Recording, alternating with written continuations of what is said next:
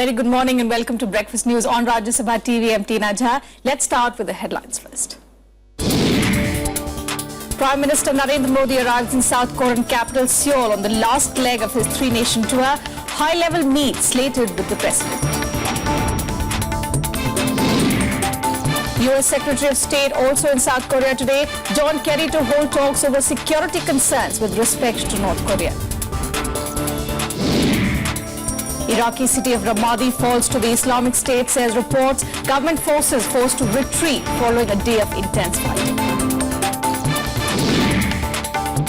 Support from unexpected quarters for Kejriwal over his tussle with the Lieutenant Governor Najib Jung. Congress says Chief Minister must have a say in the appointments.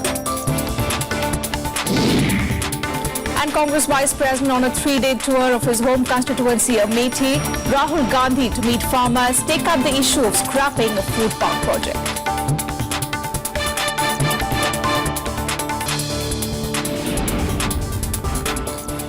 Well, our top story this morning, the Prime Minister Narendra Modi has arrived in South Korea early today on the last leg of his three-nation tour.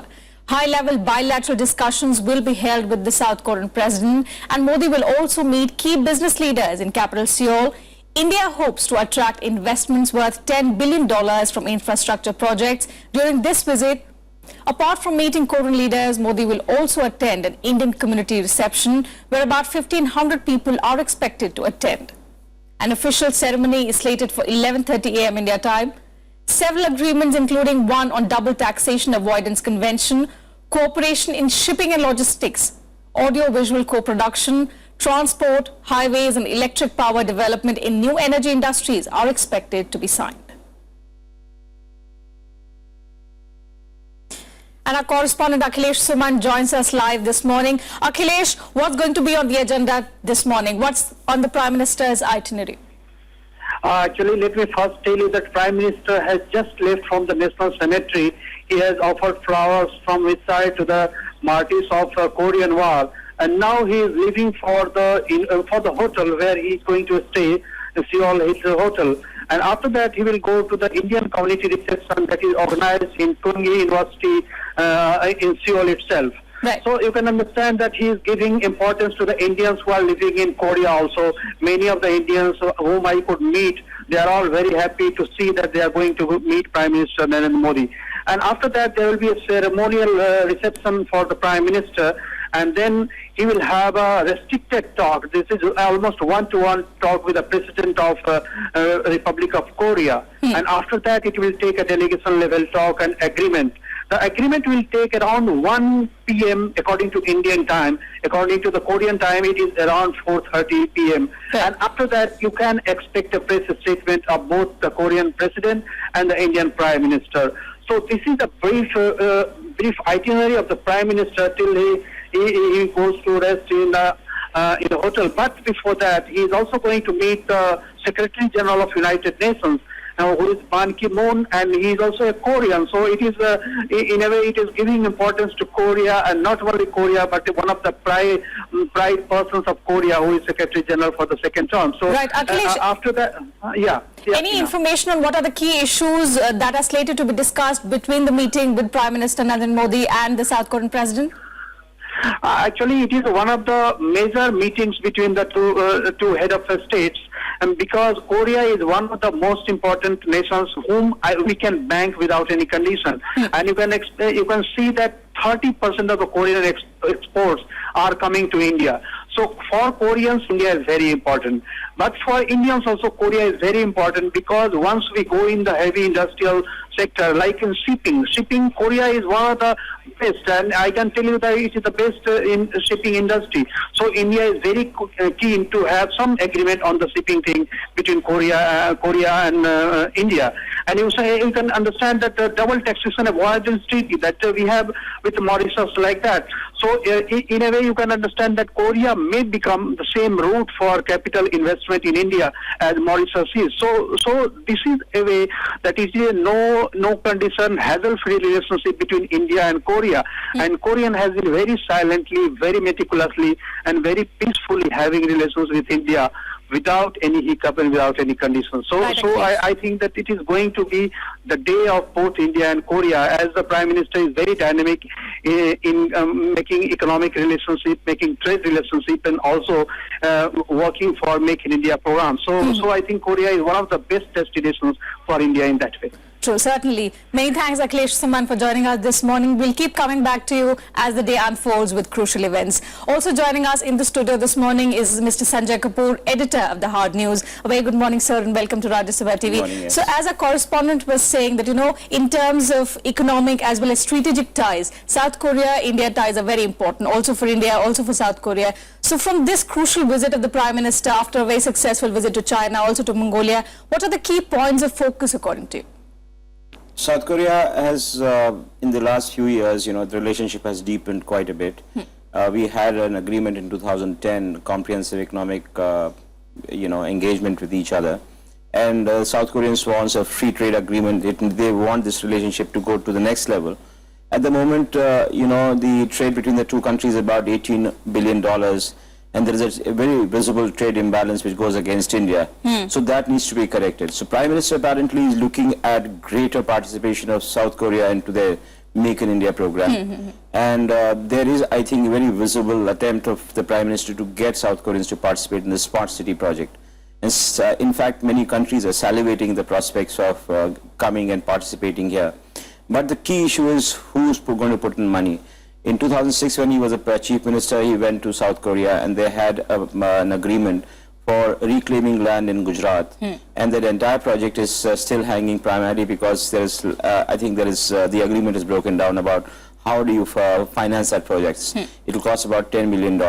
But having said that, South Korea per se has very close ties with India, primarily because of the big neighbor in the region, China. And there is a great amount of, you can say, exchange of information, intelligence on how each other perceive China. And then you have a major issue about the nuclearization of what is it called, the Korean Peninsula. India is opposed to whatever is happening in North Korea.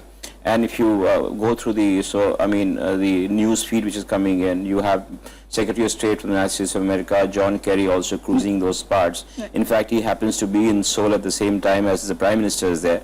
And I'm sure he would take away some of the shine that the Prime Minister would have got. And John Kerry is also talking about how do you restrain Korea, and it's happening at the backdrop of the nuclear deal which is being signed with Iran. And the message that is being conveyed to North Korea is that if a deal could be signed with Iran, it's possible to sign a deal with North Korea also, or with Pyongyang. And South Koreans are a very active participant in whatever is happening. So there's a lot that is happening at the time when the Prime Minister is there. He's had a fairly successful in terms of optics when it comes to Mongolia, when it comes to China. Certain kind of, you can say, manner in which his trip has been choreographed has worked out rather well. But as I say, when the tire meets the road or the concrete, it's only then we get to know what are the full implications, what benefit that we derive from, or what advantage will come to India. Let's come back to investment. You said who's going to put in money. After the POSCO setback, how difficult is it going to be for the Prime Minister to allay concerns, allay the fears of the South Korean investors? I think Prime Minister has taken great pains to tell investors in whichever country he has gone that India is a different country altogether. There is ease of business. There are certain concerns of, you can say, investors when it comes to the tax issues. Because there is a word that keeps cropping up about tax terrorism, where many investors have been harassed. So whether it is a finance minister, whether it is a prime minister, they have taken a great amount of pain to tell that things are going to be better. But coming back to POSCO, I think POSCO remains a test. Every South Korean company which wants to put money in India is going to turn around and ask, why did POSCO's investment, which is the biggest FDI in this country, went totally bad? I mean, till recently, I mean, there are reports which are coming out that they're going to wind up the office from Gurgaon. There too, things have been very, very sticky for POSCO. So I'm rather unsure as to how the investment will go beyond promises. I'm sure there will be a lot of a lot of South Korean companies which are going to say that they will come in smart city project. They will come into shipbuilding. In fact, the Prime Minister is actually going to put, a city where shipbuilding takes place. And there is amazing possibility of, you can say, collaboration and cooperation.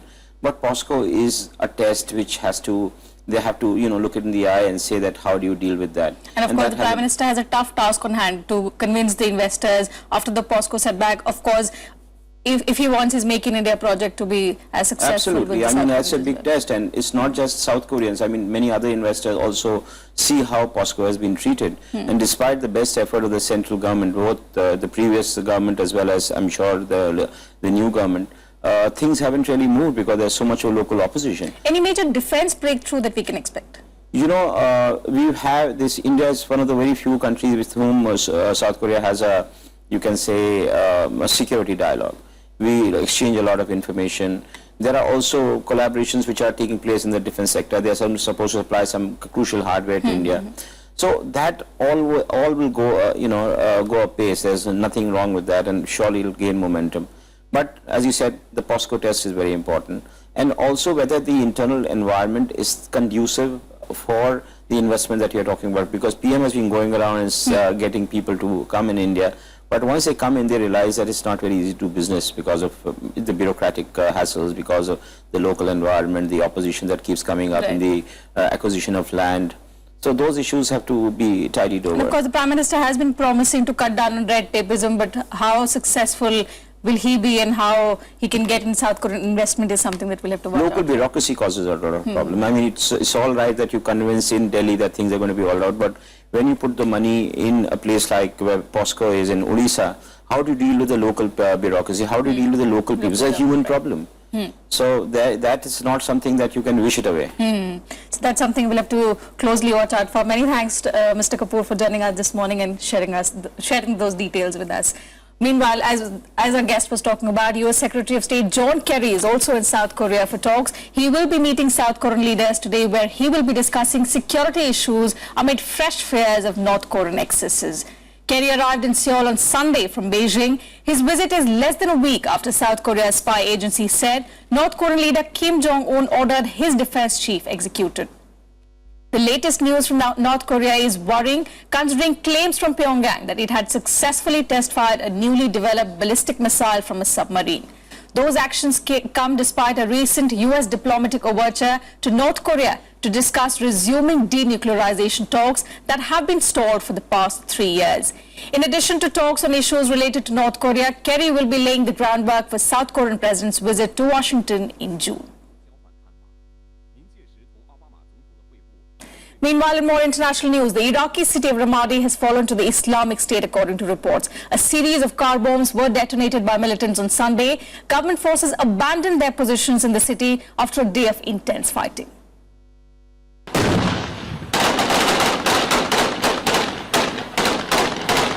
The Iraqi city of Ramadi, just 112 kilometers west of capital Baghdad, has fallen to the Islamic State after the government forces abandoned the city on Sunday. Pictures were released of Iraqi forces leaving the city after a day of intense fighting. Iraqi forces fled following a series of suicide car bomb attacks on Sunday, including an attack on the military headquarters in the Anbar province, in which 15 Iraqi troops were killed. The Islamic State now says it has purged the entire city and taken control of the city's army base, along with the tanks and missile launchers left behind by the troops. The government troops were running out of ammunition and could not repel the massive onslaughts by the Islamic State. This comes as a huge victory for the Islamic State group, despite strong US Army presence in the area. The US, however, has refused to confirm the capture, saying the situation was fluid and it was too early to make definitive statements. Last week, the militants swept through Ramadi, seizing the main government headquarters and other key parts of the city. It marked a major setback for the Iraqi government's efforts to drive the militants out of the areas they seized last year. Bureau Report, Rajya Sabha TV. And after several days of fierce clashes, Syria declared that Islamic State group have withdrawn from Palmyra, which was fiercely prevented by the Syrian troops. The ISIS group has also withdrawn from a government building. A Syrian official has stated the situation is under control in the ancient city. Syrian television was seen citing a military source claiming that the army has killed dozens of Islamic State militants. The Islamic State group has previously looted and destroyed archaeological sites in Iraq and Syria. However, the government claims that the archaeological sites in the city are in safe hands of the Syrian army.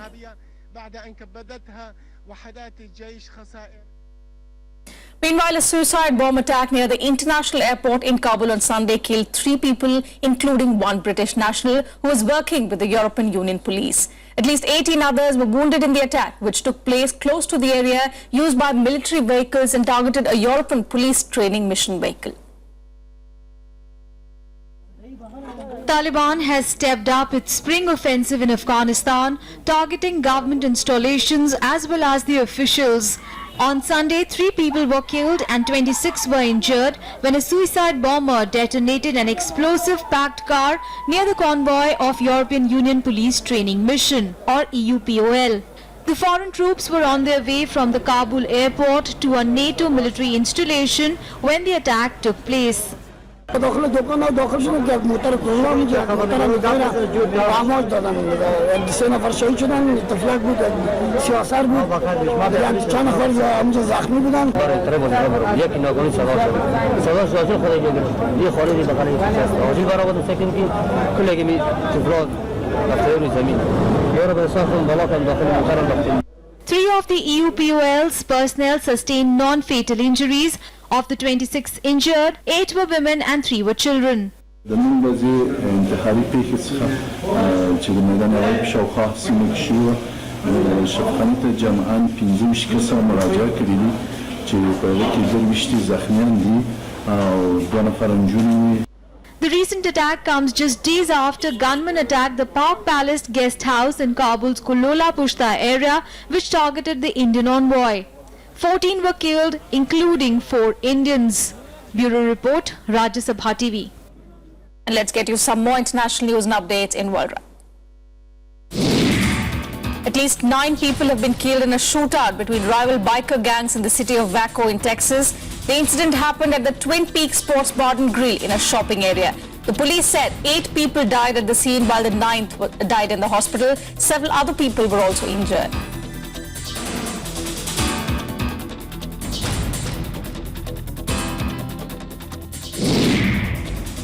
Thousands of protesters took to the streets of Macedonia's capital demanding resignation of the country's Prime Minister Nikola Gruevski amid an astonishing scandal over secretly recorded phone conversations.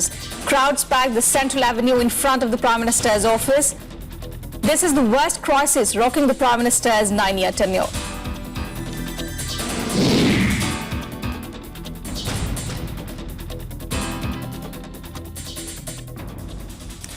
Time for us to slip into a very short break here, but coming up next, Kejriwal gets support from the Congress and the CPM over his tussle with the Lieutenant Governor Najib Jang. More on that when we return. Do stay with us.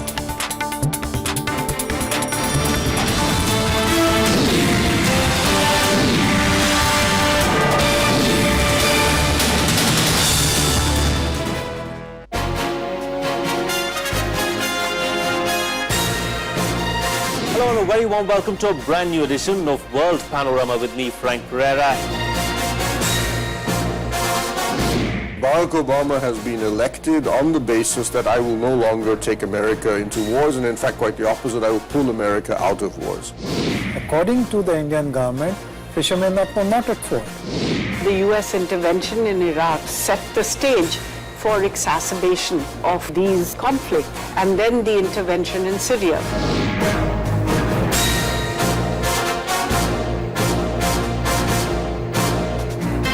Watch World Panorama at these times on Rajya Sabha television.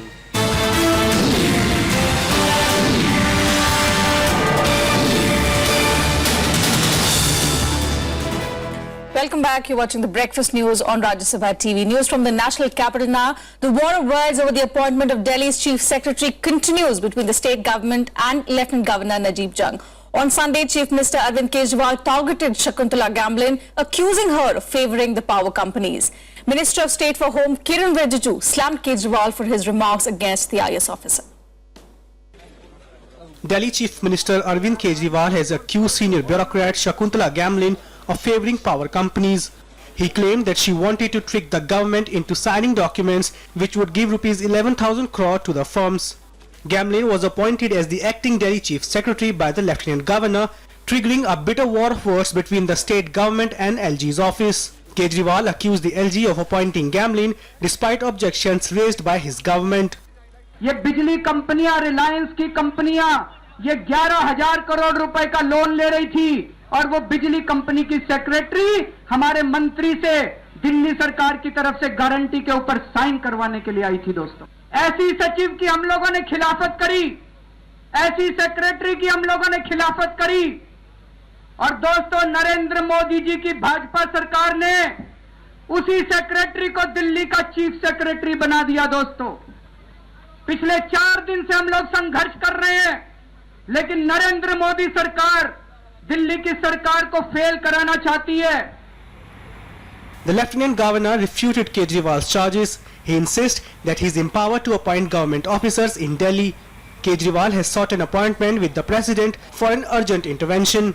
Meanwhile, MOS for Home Kiran Rijiju snubbed Kejriwal for allegedly attempting character assassination of the official. He also reminded Kejriwal of the limitation of his power as Delhi Chief Minister. I would like to condemn the unfortunate act of intimidation and pressure and an act of character assassination being adopted by Kejriwal and his government. The people of Northeast are very much hurt by the unnecessary act of character assassination against an upright officer from Northeast. Mrs. Shakuntala Gamblin is known to be a good officer. If there is something against her, it should be officially brought and action must be taken. There is a special provision in Delhi with regard to the powers and functions of the Lieutenant Governor and the Chief Minister of Delhi. And nobody should think that he should assume all powers and functions in the name of elected government. Earlier, Gamblin sent a written complaint to the LG claiming that she was being intimidated and blackmailed by senior officials of the Delhi government. Bureau Report, Rajya Sabha TV. So while Kejriwal's tussle with the centre continues, Kejriwal received support from some unexpected quarters. The Congress and the CPM have backed the Delhi Chief Minister over his tussle with the Lieutenant Governor. I entirely agree with one section which says that the Chief Secretary should be appointed with the permission, with the wishes of the Chief Minister. Chief Minister should have the prerogative of appointing the Chief Secretary. But within the Constitution, we have laid down transaction of business rules. So these transaction of business rules should not be flouted, and within these transaction of business rules, the Chief Secretary should be appointed as per the wishes of the Chief Minister. Instead of giving the rights to the states as enshrined in the Constitution, you are reducing them to be at the mercy of the central government, which is undermining the entire federal principle of our Constitution. The manner in which the rights of the democratically elected government in Delhi are being infringed upon by the center-appointed Lieutenant Governor. So all these trends, or whereby the rights of the states are being undermined.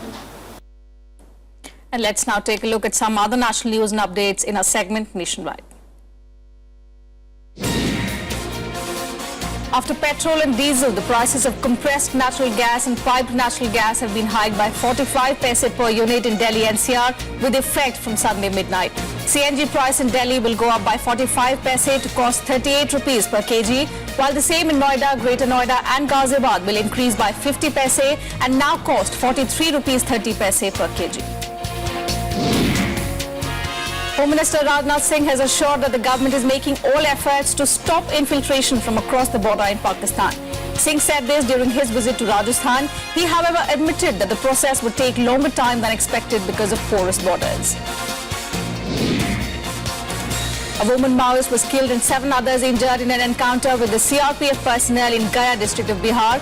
Acting on a tip-off, the security forces conducted the operation. Security forces recovered a walkie-talkie, an INSAS rifle and a huge cache of arms and ammunition.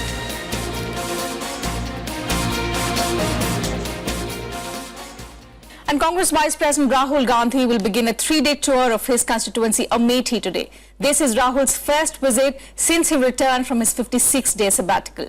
He will be meeting farmers affected by untimely rain and hailstorms. He will also meet district and block level office bearers of the party in the evening and will meet senior Congress leaders on Tuesday. The Congress is expected to raise the issue of cancellation of the mega food park project in Amethi. Rahul had accused Prime Minister Narendra Modi of deliberately cancelling the project. There was also uproar in the parliament over the issue during the just concluded parliament session. And let's now take a look at what are the important events lined up for today in our segment, The Day Ahead.